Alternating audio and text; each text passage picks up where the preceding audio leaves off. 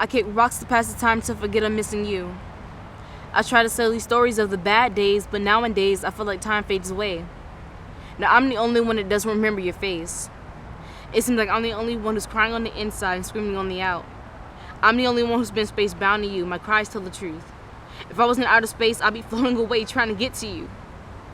I'd be broadcasting myself on YouTube trying to remember the good news of when there used to be a me and you. My name is Johnisha. I'm 18 years old and I love to write poetry. I started writing poetry when I was around 8 years old because it was a way for me to capture all the emotion that I was trying to give off that I couldn't give off when I was speaking to people.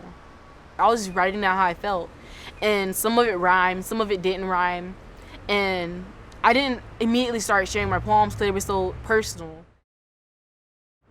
The tears on my face seem to fade away. It seems like every day has become a bad day. And ever since you left, I've been having cloudy days. Check your weather report to say the same thing. What inspires me to write poetry is my family, struggles in life, and seeing other people overcome their struggles in life. I grew up in a foster home. My dad died in the military when I was like not even born yet. My mom, she does cocaine. She's addicted. I live at a halfway house for drug abusing people, which is kind of ironic because of my situation. But I don't do drugs. I don't drink. But that was the only place they could put me coming out of foster care. Dear Mom, I can only sing you half of it. The part of the song that my heart will allow me to sing. With a great big hug and a kiss from me to you. Won't you say you love me too?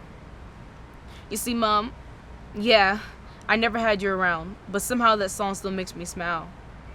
And if I had 1,000 years now, I would love you the entire time. And it seems like I have. When I was young, we had a great relationship. I felt like she was my everything, and she lost her parental rights. So I told her that if she's gonna still do drugs, she can't really speak to me anymore. For 18 years, she didn't really make a choice. She made it very clear that she wasn't gonna quit. After we were done talking, she went back in her room and did more cocaine. I wrote actually 3 poems about her doing cocaine. I didn't have a way to express myself. And when I found that way to express myself, it became easier and easier and easier and easier to just sit down and just write how I feel. I used to live in foster home. Because I was the oldest, I had to be the leader of the house. I had to be the one that everyone looked up to. One day, my foster sister came into my room. She found it and she started reading my journal. And she was like, yo, this is really good. We should start writing poetry.